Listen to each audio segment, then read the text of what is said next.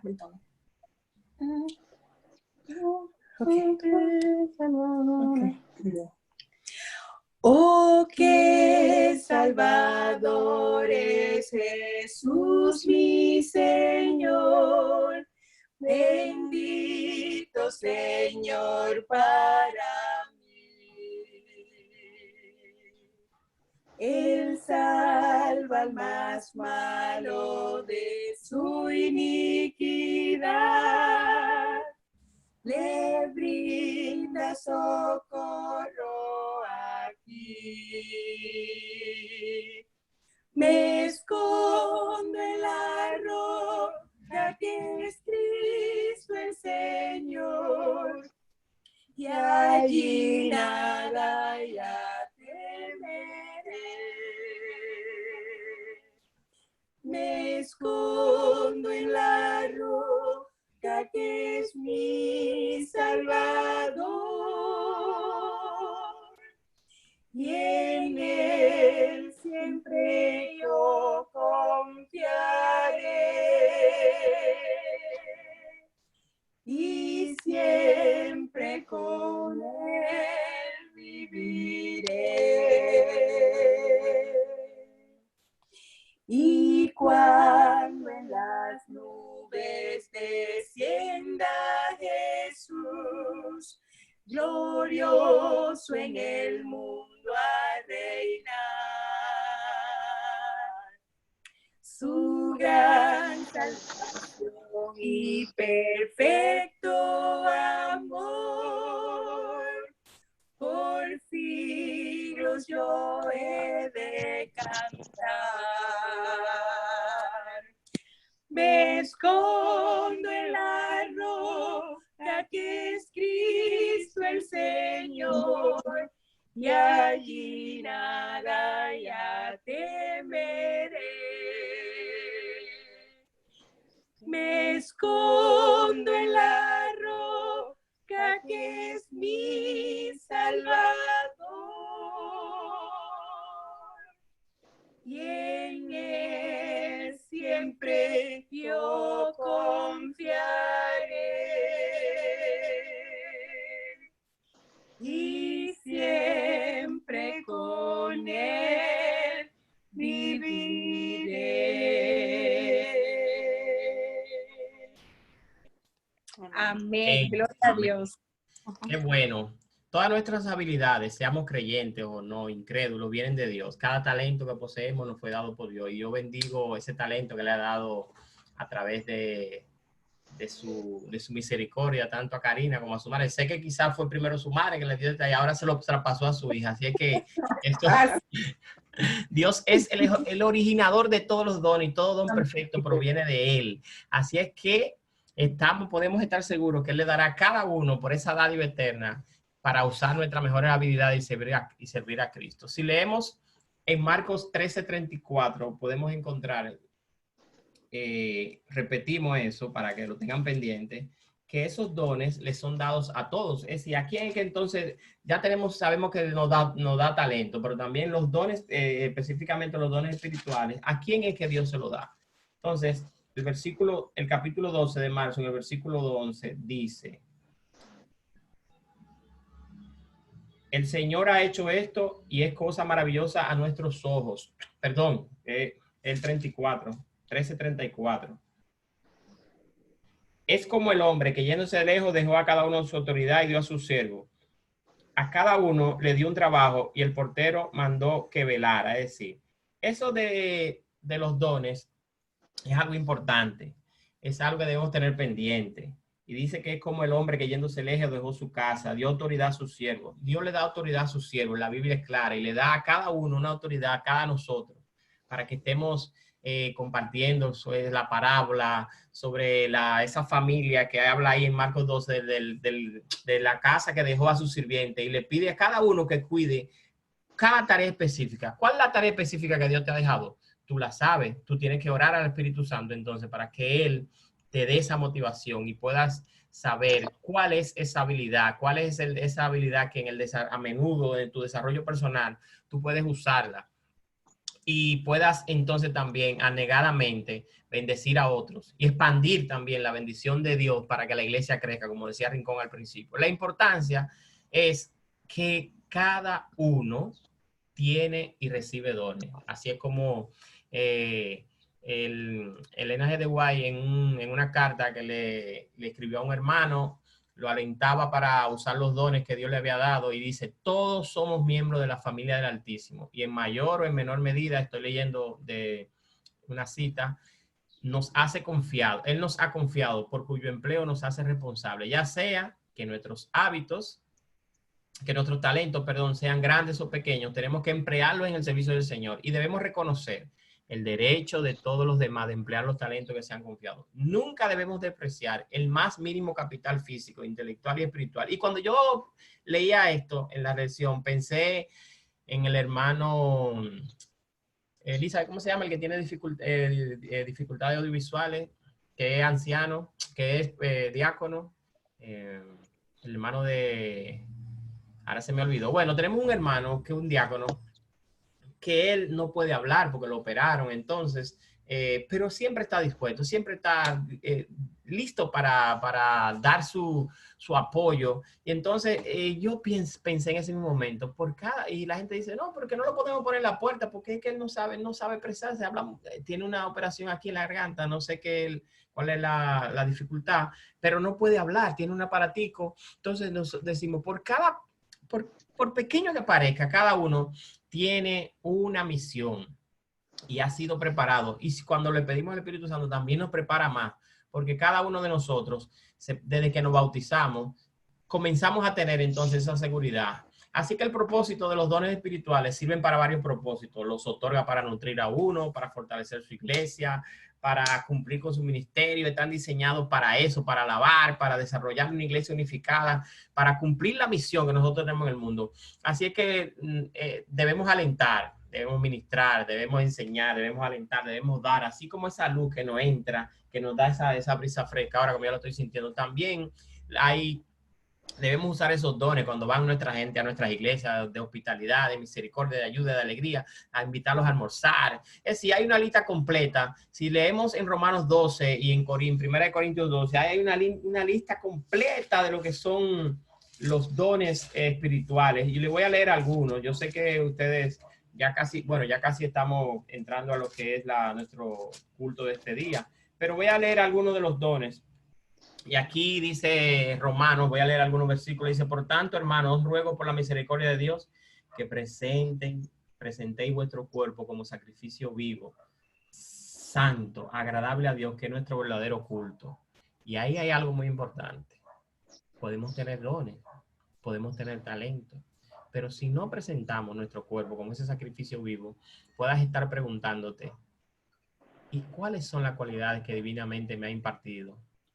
¿Cómo yo puedo equipar eso a mi ministerio especial? ¿Cómo puedo incluir esos talentos que son santificados por el Espíritu y usarlos? Todos nosotros tenemos esos talentos. Y sigue diciendo, no os conforméis a este mundo, sino transformados por medio de la renovación, para que vuestro entendimiento, para que comprobéis cuál es la voluntad de Dios agradable y perfecta.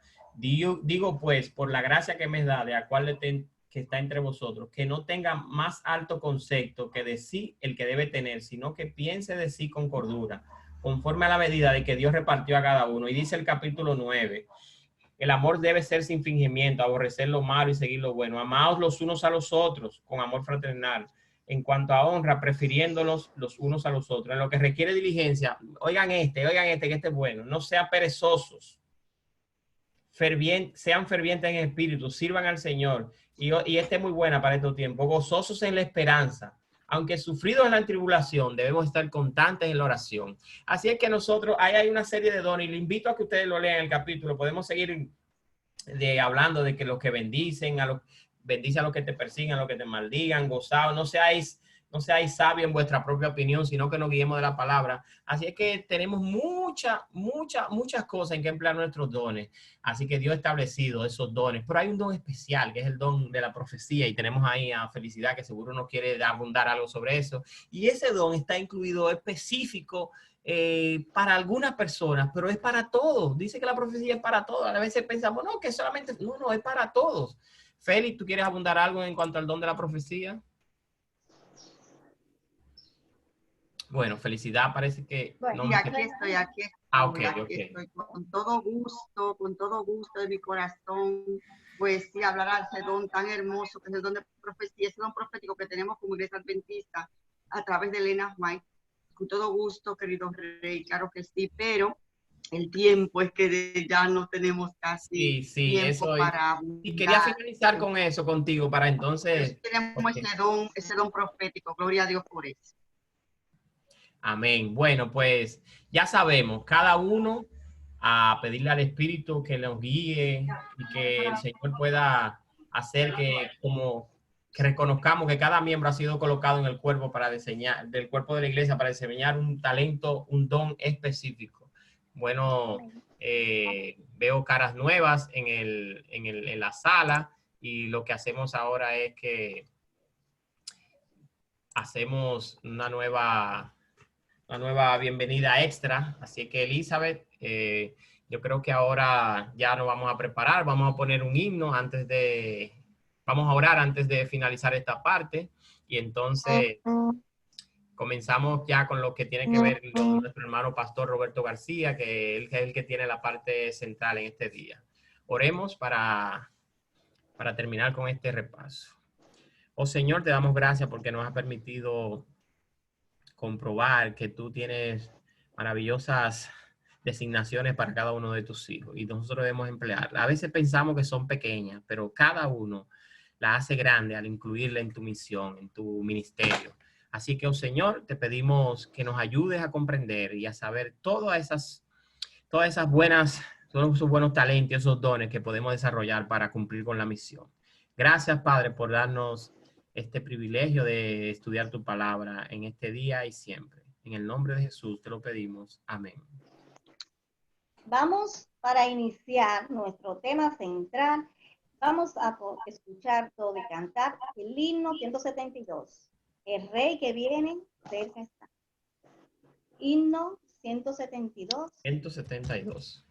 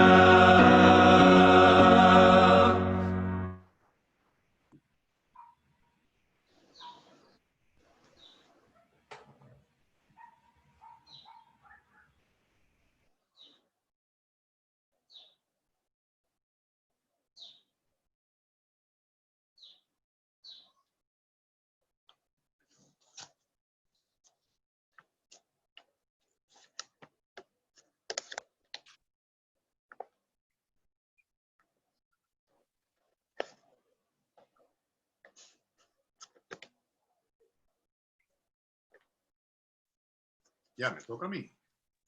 Rey, no te escuchamos. Ok, la lectura bíblica, Feli, Mateo 21, 1 al 14.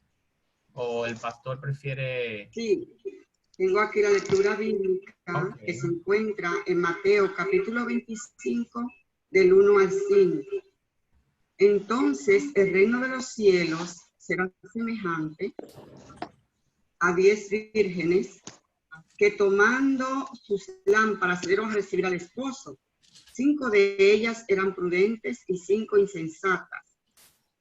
Las insensatas, tomando sus lámparas, no tomaron consigo aceite, mas las prudentes tomaron aceite en sus vasijas, juntamente con sus lámparas. Y tardándose el esposo, cabecearon y todas se durmieron. Dios bendiga a los oidores de su santa palabra. Amén.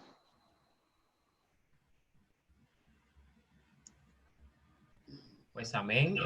Vamos a pedirle al pastor Roberto que tenga la oración inicial para, perdonen, parece que hay un, y entonces le damos el tiempo al hermano Roberto.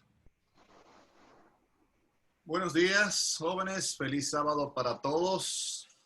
Un honor ver a mi hermano Miguel Rincón. Ahí Amén, amén. en la pantalla. Estuve preguntando quién Zaida Me Rincón, alegra Máximo verte. Jesús y un servidor. Trabajamos juntos en Los Conquistadores durante mucho tiempo. Así que Me alegro ver. decirles que les dé salud y vida a cada uno y muchas bendiciones para todos. Gracias. Inclinamos la cabeza, cerramos los ojos y hablamos con Dios. Padre nuestro que estás en los cielos, te damos gracias, Señor, en esta hora por tu Santo Espíritu. Gracias, Señor, porque tú llenas a tu iglesia de lo que le hace falta para que crezca espiritualmente. Señor, un grupo de amigos nos hemos reunido en esta mañana para glorificar tu nombre, para estudiar tu palabra. Señor, permite que esta palabra salte para vida eterna y que de ella, Señor, obtengamos un contenido que edifique nuestros corazones. Padre, que esta semana que vamos a compartir juntos en esta iglesia con diferentes temas que tienen que ver con el índole profético, tú puedas permitir, Señor, que entendamos el tiempo en el que estamos viviendo y nos preparemos para tu segunda venida. Padre, bendice a los que no tienen esperanza. Bendice a aquellos, Señor, que están deseosos de recibir la salud espiritual. En el nombre de Cristo Jesús te lo pedimos. Amén. Amén. Bueno, buenos días una vez más. Para los que no me conocen, mi nombre es Pastor Roberto García. Alguien tiene el micrófono abierto por ahí. Trabajé durante 9 años en Radio Amanecer Internacional, la emisora adventista de República Dominicana, y de hace unos 27 años resido en los Estados Unidos de América, desde donde les estoy hablando en esta hora, de un sitio que le llaman Providence o Providencia, donde por primera vez se predicó una iglesia sin papa y un estado sin rey, que está en el conflicto de los siglos. Así que Dios pueda bendecirles y podamos gozarnos con la palabra de Dios que vive y permanece para siempre. Durante estos días que vamos a estar juntos, vamos a compartir el mensaje profético de Mateo 24. En este mensaje profético de Mateo 24, la Biblia es clara y precisa que no fue un mensaje para ser compartido con el mundo. Era un mensaje que solo se encuentra en los 3 evangelios sinópticos. Los evangelios sinópticos son Mateo, Marcos y Lucas, y se llaman así sinópticos o parecidos porque enfocan el ministerio de Cristo de manera análoga, parecida o similar, como usted le quiera llamar, y solo se distinguen por la finalidad y los planes en que fueron escritos. Por ejemplo, el Evangelio según San Mateo, el propósito fue escribirlo para que sirviera a los judíos, no a los de afuera, a los judíos, para que conocieran que Jesús era el Mesías que había sido prometido. El autor del libro es el evangelista o el cobrador de impuestos o el discípulo llamado Mateo. No aparece ningún vestigio en el Evangelio según San Mateo de que Mateo fuera su autor. Los textos más antiguos que aparecen son anónimos y el autor no hace referencia de su nombre en ninguna parte.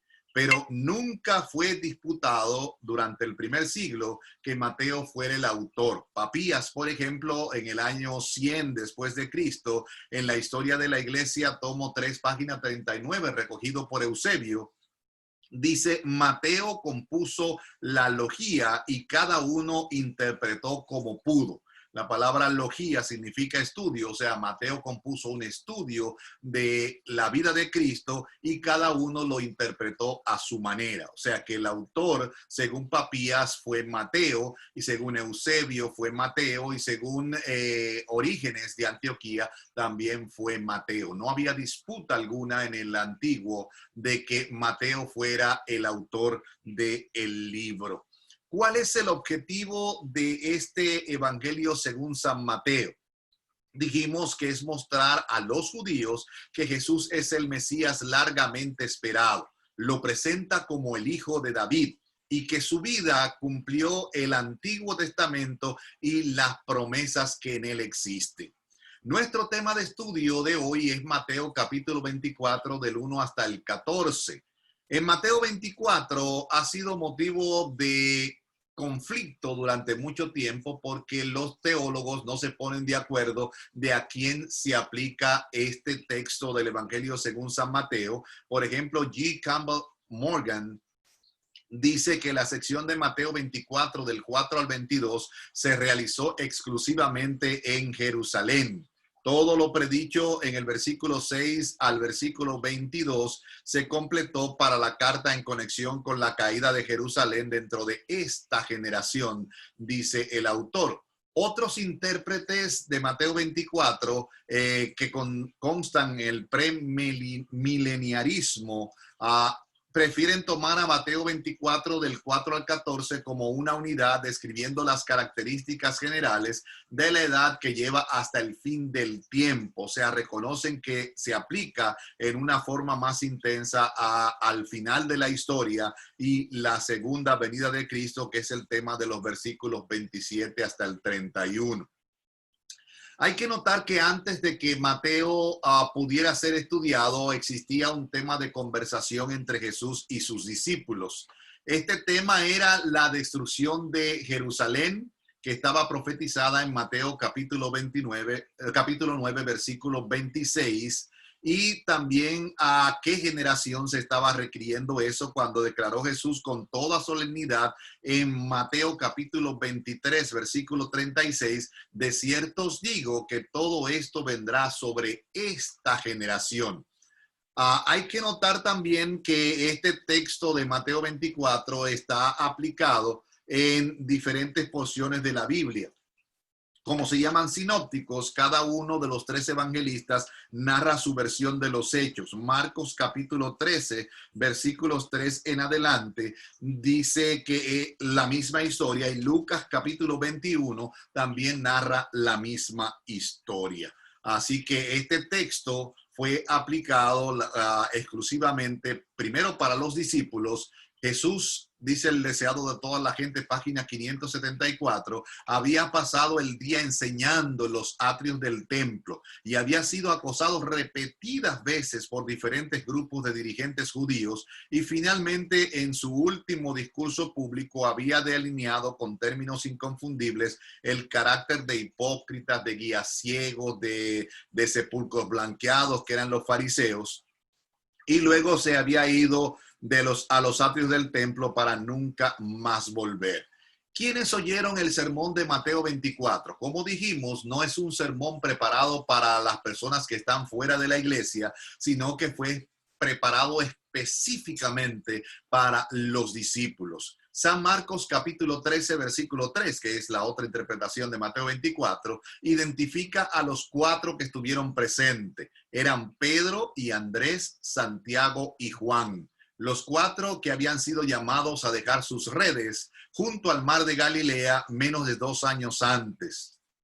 Así que quienes escucharon este sermón no fueron la gente del común del pueblo, sino lo escucharon los discípulos, y San Marcos menciona que eran esos discípulos. Ahora, ¿cuáles eran los motivos de preocupación que llevaron a Jesús a sacar sus discípulos aparte para predicarles este tremendo sermón de Mateo 24?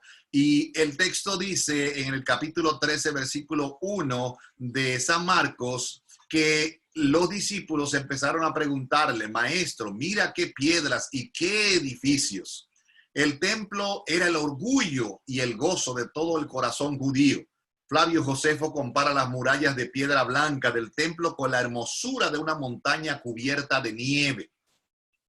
En este texto que usa Josefo de referencia, demuestra que los discípulos estaban preocupados por algo que había ocurrido en el capítulo 23, que es la base del capítulo 24, y es que Jesús les había dicho a los sacerdotes y a los gobernantes judíos: he aquí vuestra casa os es dejada desierta, o dijo del templo: no quedará piedra sobre piedra que no sea removida.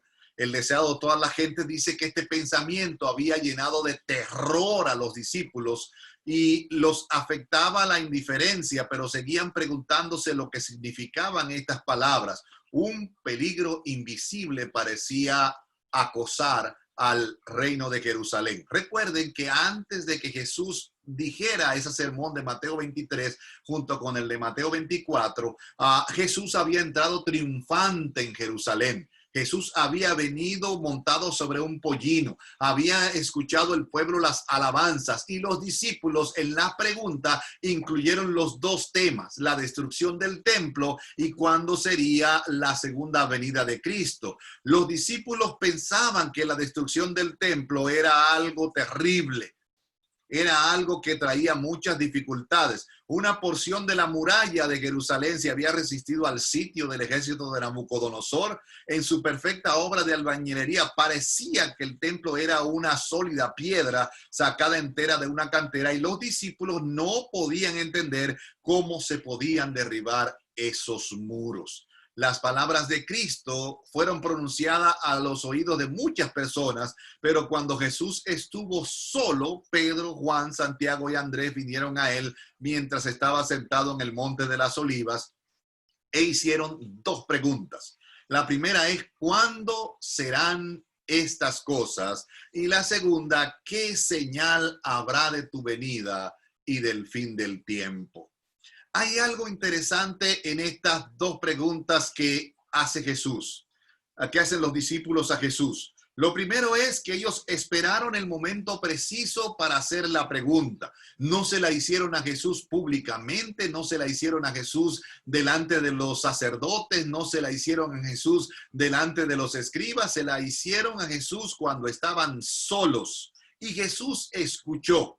Esto es una indicación, querido amigo que estás del otro lado de la pantalla, de que cuando tú oras a la presencia del Dios Todopoderoso, Él escucha atentamente tus palabras. Aunque Jesús estaba cansado de predicar todo el día, aunque Jesús había tenido la oportunidad de hablar palabras durante todo el día, tomó tiempo para escuchar a sus discípulos y también para responder a sus preguntas.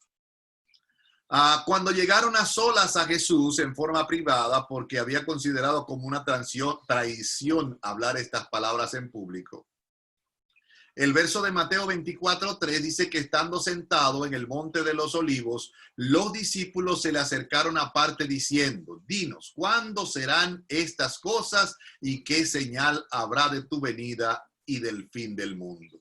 La palabra cuándo es una palabra muy importante en este texto, porque si ustedes notan, Mateo 24 habla muy a menudo de la palabra tiempo, cuándo, vendrán, habla de profecías de tiempo, de asuntos de tiempo, porque los discípulos estaban preocupados por estas cosas, y era cuándo era el tiempo de que la esperanza de Israel llegara, cuándo era el tiempo de que se manifestara la presencia del Dios Todopoderoso, y cuándo era el tiempo de que el Mesías sería aclamado como rey por la nación judía. Esta esperanza estaba en el centro del corazón de los discípulos. Acuérdense, por ejemplo, cuando Jesús fue presentado en el templo, dijeron, este será para quebrantamiento de Israel, pero con los reyes será levantado. Este Jesús tendría que venir, era la promesa que le había hecho a los discípulos durante mucho tiempo, era lo que habían escuchado constantemente. El Mesías habría de reinar, el Mesías había de ocupar el lugar que le correspondía.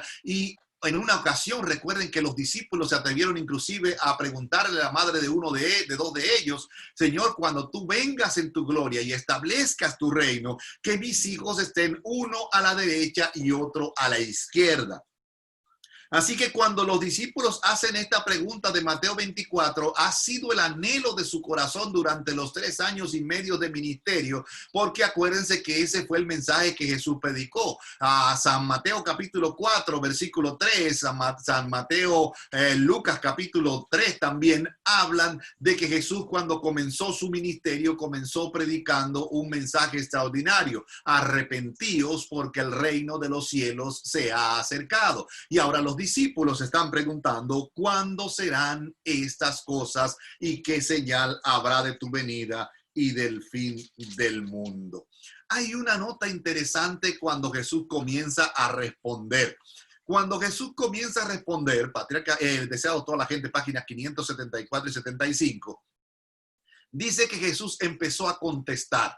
Pero cuando Jesús contestó, Jesús hizo una mezcla de lo que sería la destrucción de Jerusalén y de lo que sería la segunda venida de nuestro Señor Jesucristo. En su contestación, dice el texto, a los discípulos, Jesús no consideró por separado la destrucción de Jerusalén y el gran día de su venida. Es una mezcla de la descripción de estos dos acontecimientos, porque si hubiese revelado a sus discípulos los acontecimientos futuros como los contemplaba él, no habrían podido soportar la visión. O sea, era algo extraordinariamente difícil explicarle lo que habría de acontecer en los días finales, cuando las cosas serían destruidas, cuando habría persecución, cuando habrían dificultades. Por eso Jesús, en la respuesta, Jesús hizo una mezcla de lo que era la destrucción de Jerusalén y el fin del mundo, para, por misericordia, mitigar el efecto que iba a tener en los discípulos la predicación de Mateo capítulo 24. En esta contestación que Jesús hace, empieza a hablar sobre el fin del tiempo. En sus palabras proféticas llegaron más allá del acontecimiento de la destrucción de Jerusalén hasta el día final de la historia de esta tierra, cuando se levantaría de su lugar para castigar al mundo por su iniquidad. Vamos a entrar al texto de Mateo 24. En el versículo 4, Jesús comienza respondiendo y les dice, miren, mirad que nadie os engañe. Mirad que nadie os engañe. Pareciera ser que el Señor Jesús está tratando de prevenir a los discípulos de que habría muchas dificultades que ellos tendrían que enfrentar antes de que se cumplieran las promesas de este texto.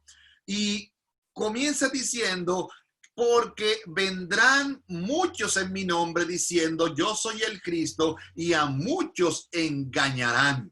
En este texto, querido amigo que estás del otro lado de la pantalla, empieza a hablar de esas señales preliminares de la venida de Cristo y también de la destrucción de Jerusalén. En los días de Cristo, creemos los adventistas que, en contraste con los teólogos que se oponen a la aplicación local de Mateo 24, o los que piensan que se refiere a la segunda venida de Cristo, los adventistas creemos que en la profecía existe un asunto que se llama la doble aplicación. Y en esta doble aplicación encontramos en los capítulos 4 en adelante, o el capítulo 5, el versículo 5, dice que en esos días, si usted nota Hechos 5, 36 y 37, aparecieron, por ejemplo, Teudas. Y Teudas decía que era alguien y a él se unieron un grupo como de 400 hombres, dice la Biblia en Hechos 5:36, pero él fue muerto y todos los que le obedecían fueron dispersos o reducidos a nada.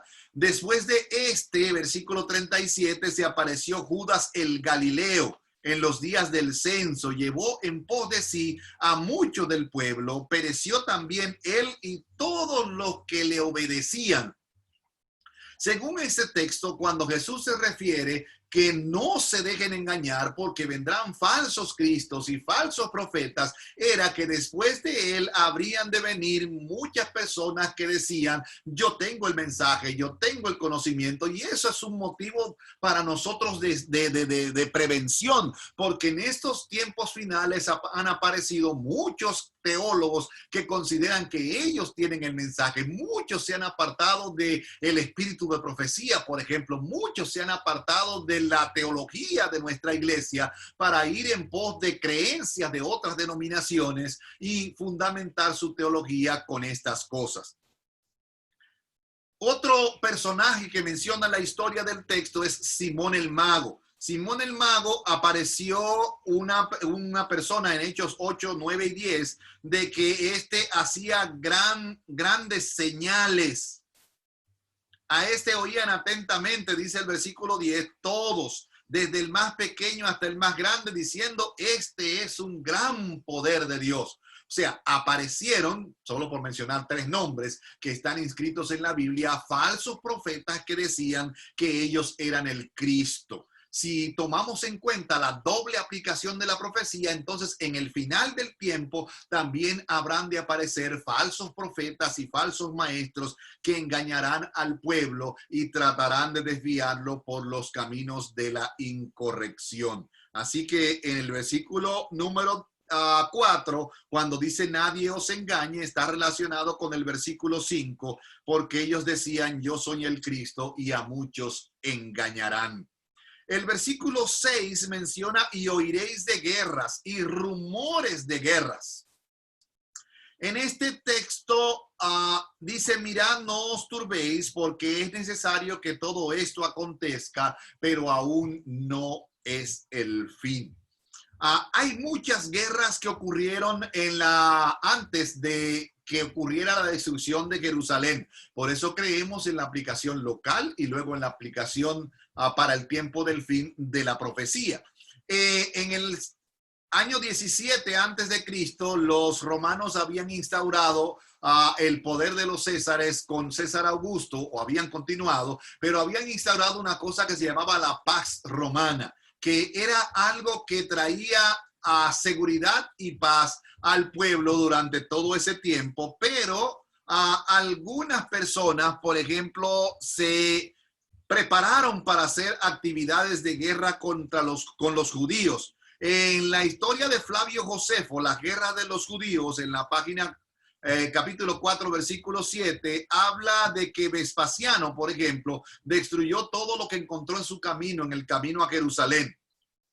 Y aparecieron, por ejemplo, los ascalonios que se habían levantado en batalla contra los romanos. Aparecieron los samaritanos, que están en antigüedades judaicas, y aparecieron los alejandrinos, que eran judíos, y los sirios, que eran judíos de origen sirio, que se levantaron para pelear contra los romanos. Pero después de esta guerra, entonces apareció Tácito diciendo que llegó el emperador Nerón y mandó al general Vespasiano para que destruyera todo lo que había ocurrido en el tiempo de la guerra. Si ustedes notan, el texto sigue hablando de las señales que acontecerían en aquellos días. El versículo número 8 dice, pero se levantará nación contra nación y reino contra reino, y habrá pestes y hambres y terremotos en diferentes lugares. Esta palabra peste que menciona ahí no aparece en los textos originales y parece que la Biblia presenta una omisión de esta palabra. Menciona la palabra hambre y hace alusión a una gran hambre que hubo en Judea en torno al año 44 de nuestra era, Durante el reinado de Claudio, entre los años 41 y 54, hubieron 4 grandes hambres en Jerusalén. Pero también, como esto se aplica al final del tiempo, estamos en la época final de la historia y descubrimos que en el mundo donde hay 7.000 millones de personas, hay miles de millones de personas que se acuestan cada día, algunos sin comer, otros con comer pobremente, y se concentra en el 1% de la población toda la riqueza del mundo, mientras el otro 99% pasa hambres y calamidades, según establecía el texto que ocurriría para el final del tiempo. Otra palabra que menciona el texto ahí es la palabra terremotos. Esta palabra terremoto que menciona ahí, menciona la historia que hubieron varios terremotos en los días de Jerusalén. Hubo una serie de fuertes terremotos en el año 31, en el año 46 en Creta, en el año 51 en Roma, en el año 60 en Frigia y en el año 63 en Campania. Tácito dice en los anales de Tácito que también menciona fuertes huracanes y una tormenta que ocurrió en el año 65. O sea, si ustedes notan, hubo una aplicación local de la profecía en aquel entonces, pero también hay una aplicación hacia el final del tiempo.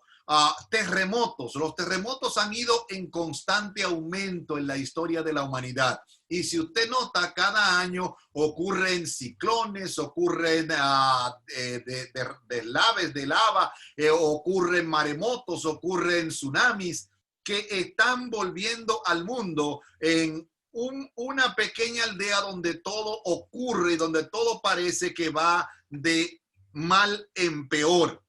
Así que en el versículo 7, cuando ocurre hambres, terremotos en diferentes lugares, menciona el texto que esto será principio de dolores.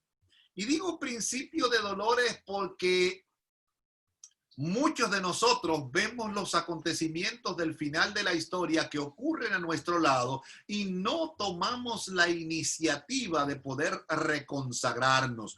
Cuando estas cosas ocurran, es principio de dolores. Cuando las hojas de la higuera están verdes, ustedes saben que el verano está cerca. O sea, cuando estas señales pasan alrededor tuyo, pestes, que es lo que está pasando ahora, una pandemia que está agobiando al mundo, terremotos en diferentes lugares que están desapareciendo poblaciones enteras, hambres que están ocurriendo en el mundo entero, nos indican de que esto es principio de dolores. Y hay una nota interesante que menciona el texto, que es el asunto de la persecución. Los versículos que siguen dicen que os entregarán a tribulación y os matarán y seréis aborrecidos de todas las gentes por causa de mi nombre. Muchos tropezarán y entonces se entregarán unos a otros y unos a otros se aborrecerán y muchos falsos profetas se levantarán y engañarán a muchos. Si ustedes notan, esto ha ocurrido muchas veces en la historia. Por ejemplo, en la noche de San Bartolomé en Francia, uno de los que se habían retractado de las creencias cristianas y que conocía a todo el grupo de los cristianos, los seleccionaron en la noche de San Bartolomé y los pusieron a caminar por las calles de Francia y él no tenía que decir una sola palabra. Él iba caminando por la calle, se paraba en un lugar, solo volteaba la cabeza para una casa y de ahí sacaban a los viejos, los ancianos, los niños, los adultos, hombres y mujeres y los quemaban en la vía pública. Es una noche trágica donde miles y miles de personas perdieron la vida simple y llanamente por sus creencias. Y esto que se levantó cuando la iglesia tomó el control o cuando Nerón, como emperador del gran imperio romano, culpó a los cristianos de de haber sido la causa de los motivos y las dificultades de Roma, entonces iniciaron la persecución. Eso se va a volver a cumplir, porque la historia se repite. Si ustedes notan, la historia es cíclica, se va cumpliendo de tiempo en tiempo y se va repitiendo la historia. Satanás no se ha quedado de manos cruzadas. Satanás ha perseguido a los cristianos una y otra vez, pero ocurría algo, dice el conflicto de los siglos. Mientras más él perseguía y mataba, parecía que la sangre de los cristianos era como semilla, porque donde él mataba a uno aparecían 10.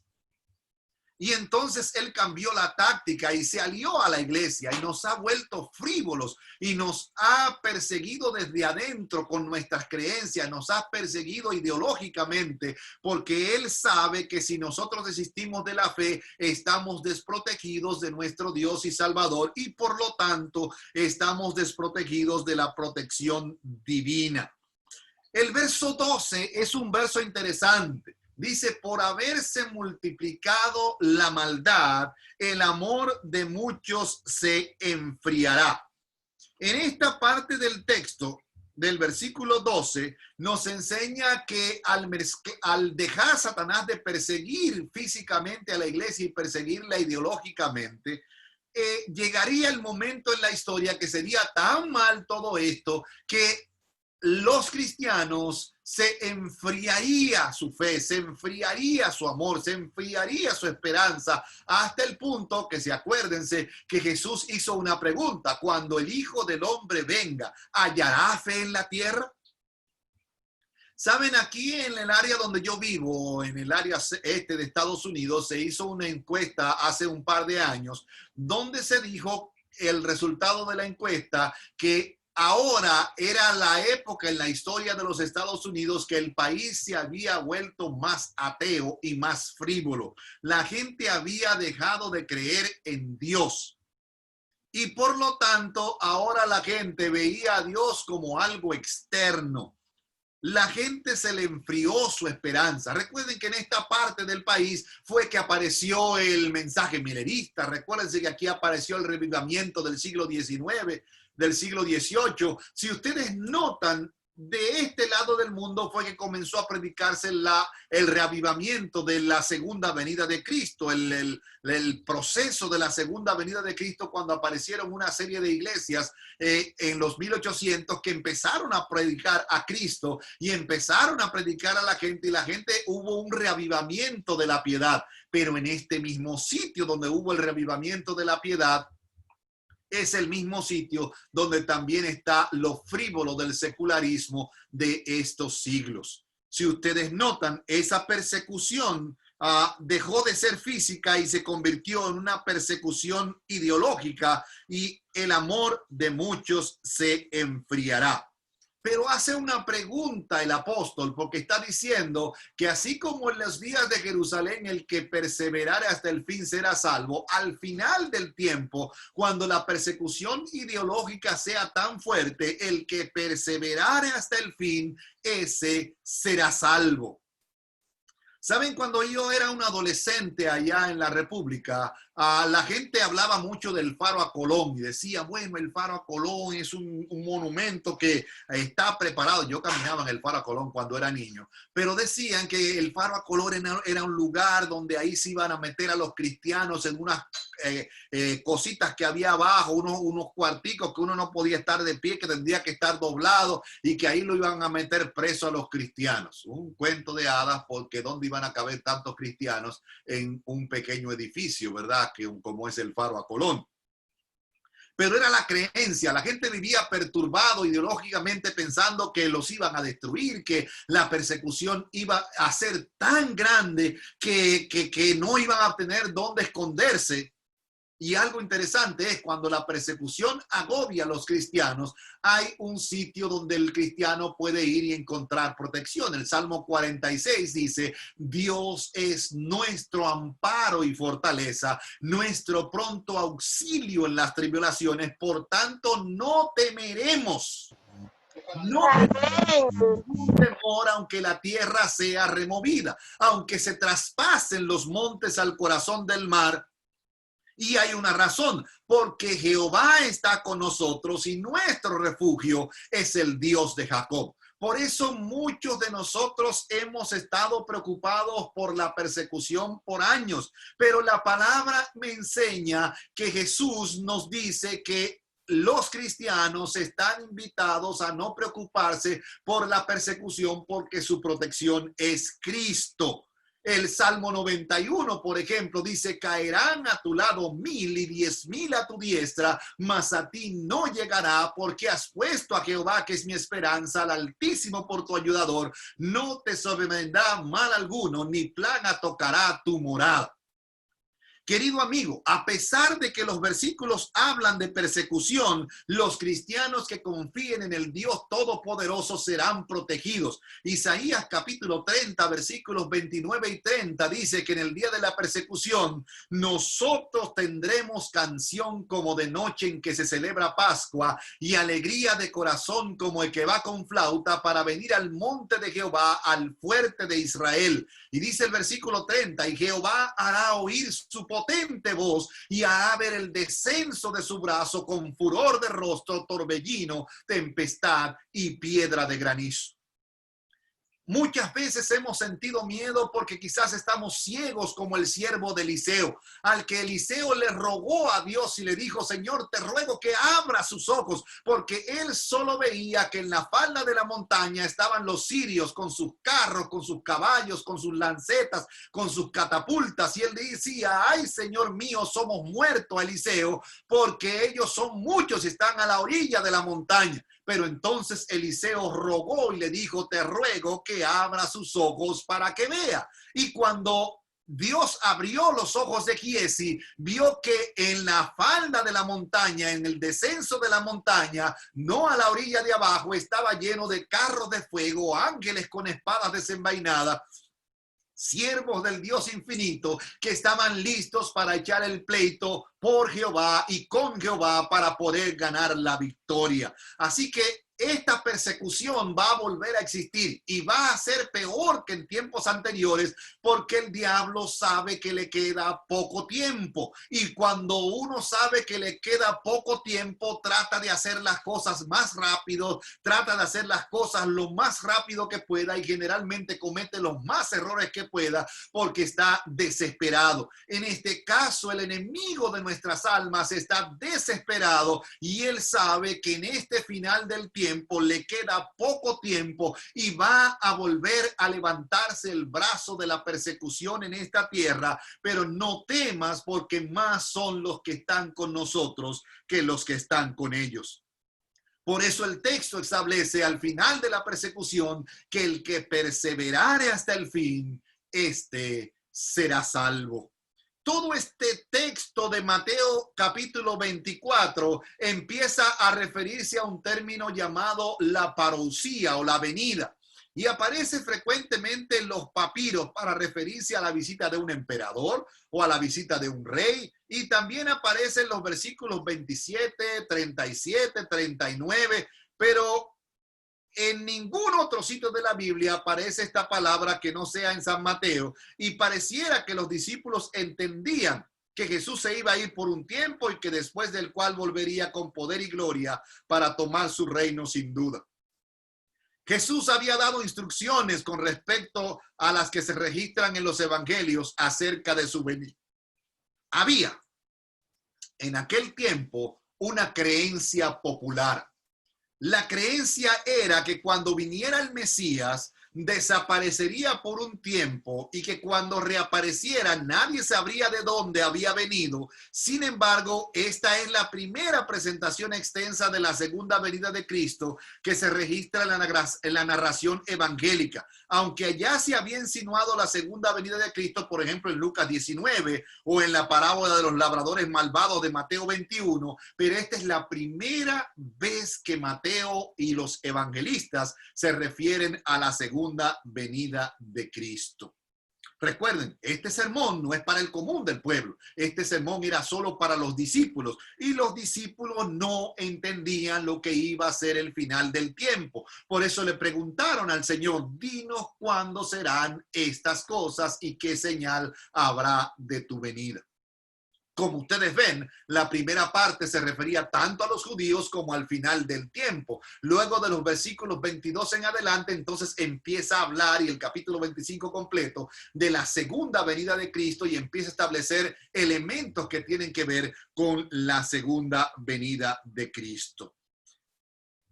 ¿Cuál sería el elemento que culminaría para responder a la palabra cuándo? Dice, y será, versículo 14, y será predicado este evangelio del reino en todo el mundo para testimonio a todas las naciones, y entonces vendrá el fin. Recuerden que Jesús está haciendo esto para que los discípulos no sean engañados, nadie os engañe. Recuerden que Jesús está explicando esto para que los discípulos entiendan cuál es la predicación, pero está velando misericordiosamente lo que sería el fin del tiempo, y está dando apenas unas pinceladas de lo que sería el final del tiempo. Este evangelio sería la palabra clave en el versículo 14. Si ustedes van a Apocalipsis capítulo 14, versículo 12, menciona cuál es el evangelio eterno que está siendo mencionado, o el evangelio del reino que está siendo mencionado en este versículo. Apocalipsis capítulo 14 y versículo 12 dice: aquí está la paciencia de los santos. ¿Cuál es el evangelio eterno? Los que guardan los mandamientos de Dios y tienen la fe en Jesús. Este elemento es para que nadie os engañe. Miren, si ustedes quieren que nadie los engañe, ustedes tienen que predicar el evangelio eterno, como dice Apocalipsis 14:6. Si ustedes quieren que nadie los engañe, tienen que predicar el evangelio del reino. ¿Y cuál es el evangelio del reino que está mencionando el evangelio según San Mateo capítulo 24, versículo 14? El evangelio del reino es el que manda a la gente que ame a Dios y guarde sus mandamientos, porque esto es el todo del hombre. Dice Eclesiastés capítulo 14, versículos 12 hasta el 14. Dios traerá toda obra a juicio con toda cosa encubierta, sea buena o sea mala. O sea, el propósito de este evangelio del reino es enseñarle a la gente que guarden los mandamientos de Dios y tengan la fe en Jesús. ¿Saben? La imprenta en el año 1517 y todos los inventos posteriores, por ejemplo, de Tomás Alva Edison, que inventó el fonógrafo, la cámara de grabaciones para hacer videofilmes, han adelantado el proceso del conocimiento de la Biblia en prácticamente todo el mundo. Pero si ustedes notan, no está hablando de la Biblia como esencia, aunque habla de la Biblia como texto. Está hablando del evangelio del reino. Hoy los casi 300 idiomas diferentes y los 1500 dialectos que existen en el mundo han escuchado hablar de Cristo. ¿Por qué Cristo no ha venido entonces? Porque no es solamente conocer la palabra, sino que es el que conoce y hace la palabra de Dios, el que conoce y obedece la palabra de Dios, el que hace la voluntad de mi Padre que me envió. O sea, el evangelio que es proclamado al final del tiempo es el evangelio eterno que guarda los mandamientos de Dios y tiene la fe de Jesús. Este Mateo, que es el que habla para los judíos, que está refiriéndole a los judíos que Jesús es el Mesías del cumplimiento profético, el cumplimiento de lo que Jesús habla del capítulo 23, de que vendría la abominación asoladora, de que el templo sería destruido, de que la nación sería destruida. Este texto tendría que cumplirse, lo que ellos traen del capítulo 23. Y ahora Jesús le está dando detalles de lo que ocurriría en aquel entonces, antes de que ocurriera la destrucción de Jerusalén. Hay que notar que el general Tito trató por todos los medios de preservar el templo. Pero Flavio Josefo, en su historia de los judíos de antigüedades judaicas, dice que cuando los soldados vieron que el fuego resplandecía en el oro del templo, se desquiciaron y trataron de conseguir la mayor cantidad de oro que pudieran, y para lograr eso, cuando el oro se derretía, lo sacaban del templo, se robaban todo el oro del templo porque ellos querían hacerse ricos. O sea, esta promesa que Jesús le había hecho a la gente de que no quedaría piedra sobre piedra, o la promesa de Daniel de la abominación asoladora, sería una ruina nacional. Cuando Josefo llegó, Tito llegó a las fronteras de Jerusalén, y la ciudad que era amurallada, la gente del pueblo vio que podían protegerse por un tiempo y cerraron las puertas de las murallas, y él rodeó la ciudad. Pero cuando se acabó la comida que estaba dentro de la ciudad, la gente sintió hambre, como menciona el texto. Y por las noches, cuando todo el mundo estaba durmiendo, se brincaban por las murallas de la ciudad con sogas y bajaban del otro lado a recoger hierbas y raíces para comérselas del otro lado y subir y amanecer del otro lado. Pero los romanos eran inteligentes y los tomaban presos durante la noche. Mientras bajaban, los cogían presos, y al otro día amanecían crucificados en las afueras de la ciudad, infundiendo terror y miedo a los que estaban en la parte de adentro.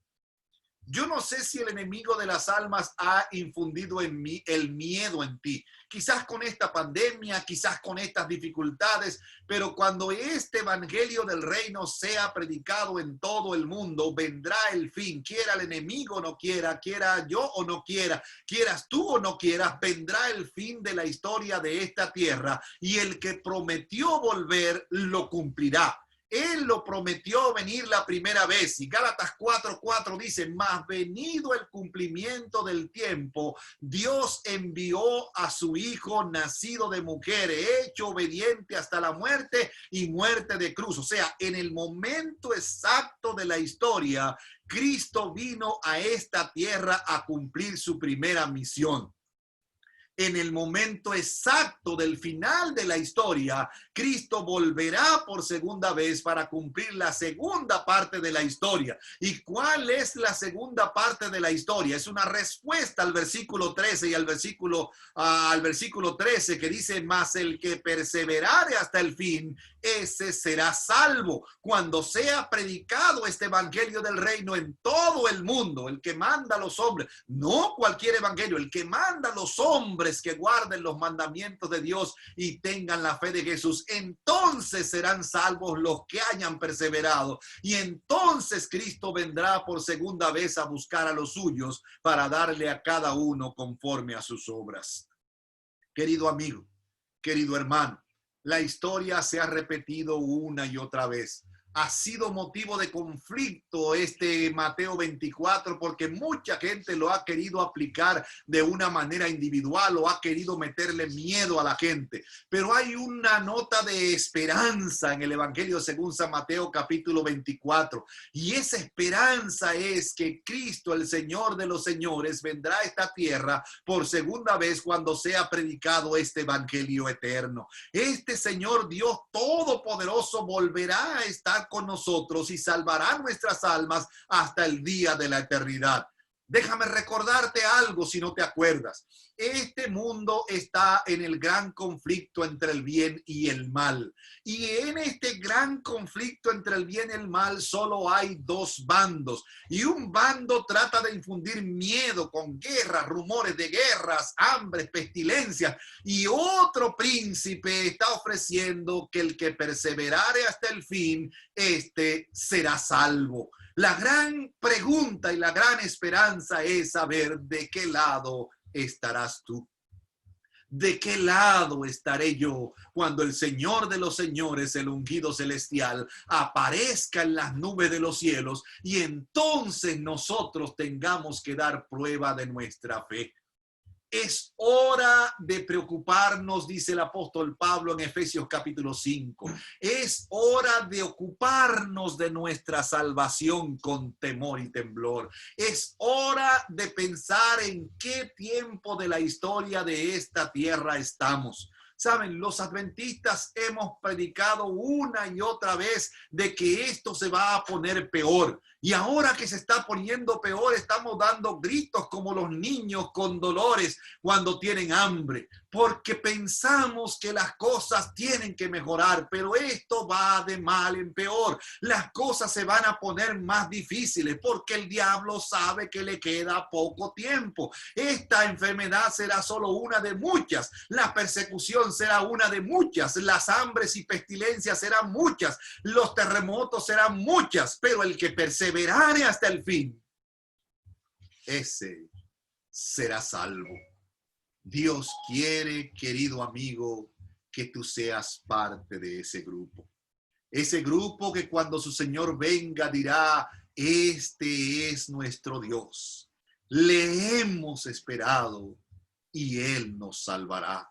Este es Jehová a quien hemos esperado. Nos alegraremos y nos gozaremos en su salvación. Todo esto va a acontecer, querido amigo.